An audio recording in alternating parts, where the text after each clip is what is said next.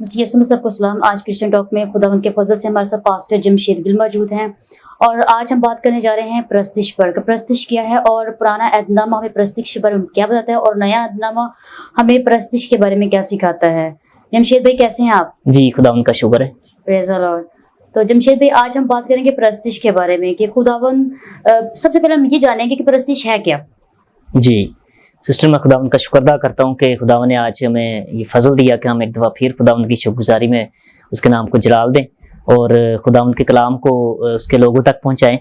اور مل کے خداوند کے کلام کی شیئرنگ کریں۔ تو ایک حوالہ اس کے تعلق سے پڑھنا چاہتا ہوں، پرانے عہد نامے میں سے خروج کتاب اس کا 34واں باب اس کی 14ویں آیت میں سے یہاں پہ لکھا ہے، کیونکہ تجھ کو کسی دوسرے معبود کی پرستش نہیں کرنی ہوگی، اس لیے کہ خداوند جس کا نام غیور ہے وہ خدائے غیور ہے بھی۔ آمین آمین۔ تو سسٹر، پرستش ایک بڑا اچھا لفظ ہے کلام مقدس کے اندر، اور اس کو ضرور ہمیں سیکھنا چاہیے تاکہ ہم اس کو جب سیکھیں تو اس کی صحیح جو ہمارے سامنے خدا نے جو ہمیں اس کے میننگس دیے ہیں اس کے مطابق ہم اس کو سیکھ سکیں۔ یہاں پہ جو آیت ابھی ہم نے پڑھی، یہاں پہ لکھا ہوا ہے کہ تجھ کو کسی دوسرے معبود کی پرستش نہیں کرنی۔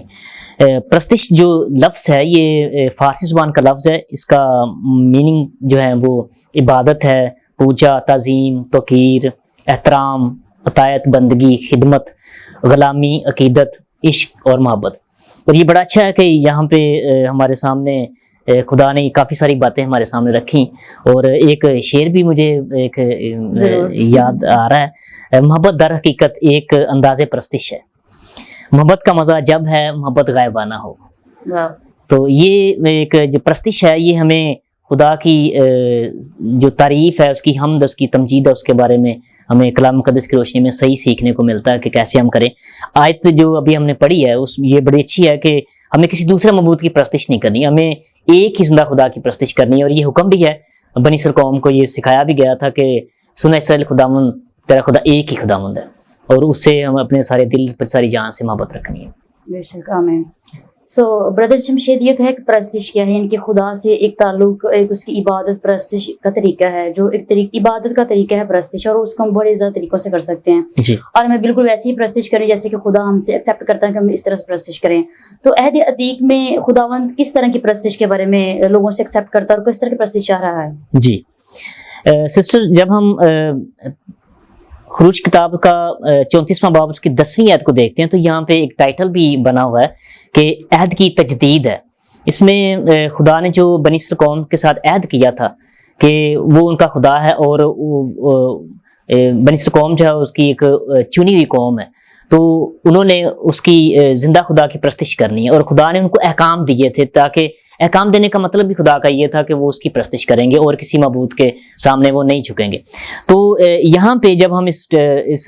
پیراگراف کے اندر پڑھتے ہیں تو یہاں پہ ہمیں آیت نمبر 11 کے اندر یہ ملتا ہے۔ جب ہم اس کی آیت نمبر 11 پڑھتے ہیں تو لکھا ہوا کہ آج کے دن جو حکم میں تجھے دیتا ہوں تو اسے یاد رکھنا، دیکھ میں اموریوں اور کنانیوں اور ہتیوں اور فریزیوں اور حویوں اور یبوسیوں کو تیرے آگے سے نکالتا ہوں۔ تو یہ خدا ان کے ساتھ یہ وعدہ کر رہا تھا کہ میں نے ان قوموں، یہ جو 6 قومیں تھیں بڑی اس وقت کی، ان کو خدا نے ریجیکٹ کر دیا، اور اپنی قوم بنی اسرائیل کو خدا نے اپنی پرستش کے لیے، بات کے لیے اور بندگی کے لیے چنا تھا۔ اس لیے اس کے ساتھ ساتھ ایک اور حوالہ بھی اگر ہم پڑھیں استثنا کتاب کے 8ویں باب کی 19ویں آیت میں، تو یہاں پہ بھی لکھا ہے کہ اگر تو کبھی خداوند اپنے خدا کو بھولے اور معبودوں کا پیرو بن کر ان کی عبادت اور پرستش کرے تو میں آج کے دن تم کو آگاہ کیے دیتا ہوں کہ تم ضرور ہی نیست ہو جاؤ گے۔ پرستش کے ساتھ ساتھ خدا ان کو یہ بھی بتا رہا تھا کہ آپ نے غیر معبودوں کی پرستش نہیں کرنی، کیونکہ یہاں لکھا ہے کہ اپنے خدا کو بھولے اور معبودوں کا پیرو بن جائے، یعنی کہ دوسرے معبود جو ان کی پیروی نہیں کرنی۔ اگر ایسا ہوا تو بنی اسرائیل قوم کو یہ وارننگ دی گئی تھی تو کہ خدا انہیں نیست کرے گا، اپنی پرستش خدا کروانا چاہتا تھا، اس لیے خدا نے بنی اسرائیل قوم کو اس کام کے لیے چنا تھا۔ ابھی ہم دیکھتے ہیں کہ پرستش ایک بڑا اچھا لفظ ہے، اس کا میننگ سے ابھی ہم نے دیکھے کہ عطایت کرنی ہے، فرمانبرداری کرنی ہے، بندگی کرنی ہے، اور اس کے ساتھ ساتھ محبت بھی رکھنی ہے خدا کے ساتھ۔ تو اس تعلق سے ہم یشوع کتاب کو جب کھولتے ہیں اس کے 24ویں باب کو، تو وہاں پہ ہمیں اس کی 14ویں آیت میں اور اس کی 15ویں آیت میں بڑا اچھا سیکھنے کو ملتا ہے۔ یہاں پہ لکھا ہے کہ बस अब तुम खुदावंद का खौफ रखो और नेक नीति और सदाकत से उसकी प्रस्तिश करो और उन देवताओं को दूर करो जिनकी प्रस्तिश तुम्हारे बाप दादा बड़े दरिया के पार और मिस्र में करते थे, और खुदावंद की प्रस्तिश करो। और अगर खुदावंद की प्रस्तिश तुमको बुरी मालूम होती हो तो आज ही तुम उसे जिसकी प्रस्तिश करोगे चुन लो, खा वो वही देवता हो जिनकी प्रस्तिश तुम्हारे बाप दादा बड़े दरिया के उस पार करते थे, जो अमूरियों के देवता हो जिनके मुल्क में तुम बसे हो। अब रही मेरी और मेरे घराने की बात, सो हम तो खुदावंद की प्रस्तिश करेंगे। यहाँ पे जो यशवा जो खुदा की खिदमत में आगे बढ़ा और मुकद्दस मूसा का वो खादम था, तो खुदा ने जब उसको ये अथॉरिटी दी कि वो बनी इसराइल कौम को लीड करे, तो उस वक्त वो सारी बातें बनी इसराइल कौम को बता रहा था, याद करवा रहा था। यीशुआ का अपने घराने के लिए खूबसूरत फैसला ईमानदारों की आने वाली नस्लों के लिए पुरतासीर तहरीक का बायस बना है। और आज भी हम देखते हैं कि यीशुआ ने ये हतमी एक फैसला लिया कि रही मेरे और मेरे घराने की बात, तो हम तो खुदावंद की प्रस्तिश करेंगे, उसकी बंदगी करेंगे, उसकी अतायत करेंगे और उसकी ताज़ीम करेंगे और उसके साथ ही मोहब्बत रखेंगे। ये एक बड़ा फैसला ऐसे है जमशेद। अगर हम ज़बूर 150 पढ़े तो उसमें लिखा है खुदावंद की हमद और प्रस्तिश के हवाले से, खुदावंद की हमद करो तुम, खुदावंद के मकदस में उसकी हमद करो, उसकी कुदरत के फलक पर उसकी हमद करो, उसकी कुदरत के कामों के सबब से उसकी हमद करो, उसकी बड़ी अजमत के मुताबिक उसकी हमद करो, नरसिंगे की आवाज़ के साथ उसकी हमद करो, बरबत और सतार पर उसकी हमद करो, दफ बजाते और नाचते हुए उसकी हमद करो, तार साजों और बांसुरी के साथ उसकी हमद करो, बुलंद आवाज़ और झांझ के साथ उसकी हमद करो, जोर से झुंझुलाती झांझ के साथ उसकी हमद करो, हर मुतनफ़स खुदावंद की हमद करे, खुदावंद की हमद करो। Praise the Lord, praise the Lord. तो इस ज़बूर से हम बहुत खूबसूरत तरीके से सीखते हैं कि खुदावंद किस तरह की प्रस्तश हमसे एक्सेप्ट करता है और किस तरह हमें प्रस्तश करने की जरूरत है, और हमारी प्रस्तश रूह और सच्चाई से होनी चाहिए। तो जमशेद भाई, ये तो हमने सीखा अहद अतीक से, तो अहद जदीद में हमें प्रस्तश के हवाले से खुदावंद किस तरह की प्रस्तश हमसे चाहते हैं? हालेलुया। तो सिस्टर, हम ये देखते हैं नए अहदनामे के अंदर अहद जदीद में हम इस बात को जो प्रस्तिश है उसके बारे में काफी सारे हमें आयात मिलती हैं, जिनमें से चंद एक आयात के ऊपर हम जरूर गौर करते हैं। और आज हम सीखेंगे कि कलाम मुकद्दस में खुदावंद यीशु मसीह ने जब अपनी तालीम लोगों तक पहुंचाई, कलाम मुकद्दस की हकीकी और ठोस तालीम लोगों तक पहुंचाई, तो खुदावंद यीशु मसीह ने जो तालीम थी, जो लोगों ने अपने असूल बना लिए हुए थे और अपनी रूल्स एंड रेगुलेशंस बना लिए थे और कोशिश कर रहे थे कि इसके ऊपर ही अपने तरीके से अपने तरीके से ही लोगों को लीड करना शुरू कर दिया था। तो जब हम मुकद्दस मरकस की मार्फत लिखी गई इंजील के 7वें बाब की 7वीं आयत को देखते हैं, तो वहां पे लिखा हुआ कि और ये बेफायदा मेरी प्रस्तिश करते हैं क्योंकि इंसानी अहकाम की तालीम देते हैं। और खुदावंद यीशु मसीह ने यहाँ पे जोर दिया कि हमें इंसानी हकाम की तालीम नहीं बल्कि हमें हकीकी खुदा की तालीम जो है उसको आगे बढ़ाना है। तो इसलिए खुदा ने कहा कि इंसानी हकाम की जो तालीम है ये बेफायदा है, खुदा के हकाम की तालीम जो है वो फायदेमंद है और खुदा की हमें प्रस्तिश करनी है। इसी तरह फिर हम खुदा यीशु मसीह के इन अल्फाज को जो उन्होंने मुकद्दस यूहन्ना की इंजील के 4 बाब की 24वीं आयत में अपनी ज़ुबान मुबारका से कहे,